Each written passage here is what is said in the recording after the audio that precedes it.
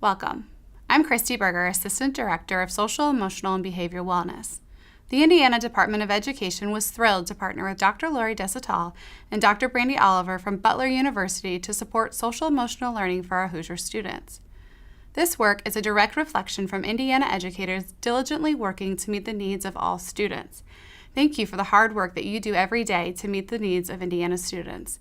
The Department of Education is excited to work alongside schools and districts as they invest in social emotional learning for all students and adults. Please stay tuned to hear from Dr. Lori Desautels about Educational Neuroscience Toolkit. I'm so glad that you could join us today. My name is Dr. Lori Desautels and Dr. Brandy Oliver, both of us from Butler University, have worked collaboratively over the last few months to begin developing some toolkits that support the new initiative of social and emotional learning throughout the state of Indiana. So I would love to begin by sharing just a little bit about what this toolkit is and then how we can use it as educators, whether we are counselors, social workers, teachers, OTs, school psychologists, any supporting staff. These strategies in this toolkit are built for implementation right away, and they are a part of our procedures and routines. So when we think about applied educational neuroscience in this toolkit that supports social and emotional learning, what we're looking at are specific topics and strategies and resources, and that's how this toolkit is arranged. And so we're looking at how we can implement these as morning bell work or community morning meeting or throughout the day. Just as we practice routines, some of these strategies, or most all of these strategies, really become a part of our routines and procedures in the classroom. So as you go through this 100-day toolkit for educational neuroscience and supporting social and emotional learning, we're really looking at how we can engage the student immediately, how we can really take our strategies and organically put those into routines and structures at the beginning of the day.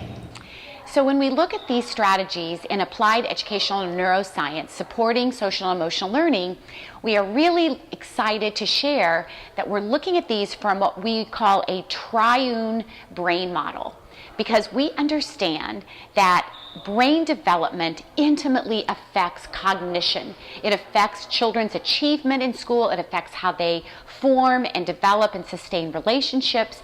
And it's really about modeling the behaviors that we want to see. So as a counselor, a teacher, a social worker, an administrator, I want to be enthusiastic about these strategies because this is not a program, and I want to be very clear. This toolkit is a framework for how we sit beside children and adolescents in their learning. So as we meet them in brain development, we need to remember that that brain develops from the very back to the front and from the inside out. So the brain stem is the seat of all of our autonomic functions, and it begins developing in utero. And it's that reptilian brain where we do all of life experiences unconsciously, breathing, digesting, sleeping, all of those. But something else very important happens in this brainstem area, and that is the development of sensory and motor systems. So the brainstem and the motor and premotor cortex are really developing through a child or an infant starting in utero. Through that second year of life is the greatest time of brain development for a human being. And so that brain needs to have an adult who is perceived safe, like a teacher, a counselor, a social worker, who can sit beside that child or even a group of children and begin to give exercise and opportunity to the sensory and motor systems. So one of the things in this toolkit is using our breath and using movement. There are so many activities where the students begin what we call focused attention practices. And these are practices that calm the nervous system using breath, using a taste, using a sound, using a visualization. And so there are many examples, and just 2 to 3 minute little topics and lessons in that 100-day framework of how you can begin incorporating focused attention practices. Another sensory motor or the brainstem strategy that is included in this toolkit is using rhythm in the classroom. So Dr. Oliver and I spent a lot of time, looking at different ways that we can implement rhythm through movement, through breathing, and looking at, pre-K through 12th grade. So in your morning meetings, using some paint sticks or just your body and clapping and snapping and swaying and moving, we have suggested some rhythmic activities that actually calm the nervous system and get that oxygenated glucose blood flow back up to the prefrontal cortex. The last piece of this that I'm really, really excited, maybe the best for last, is that in this toolkit, we are teaching children and adolescents pre-K through 12 about their own neuroanatomy.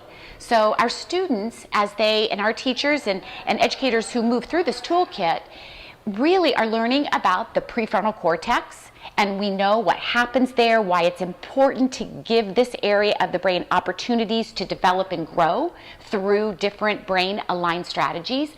Our students and teachers also know about the amygdala, and that amygdala is that fight-flight response.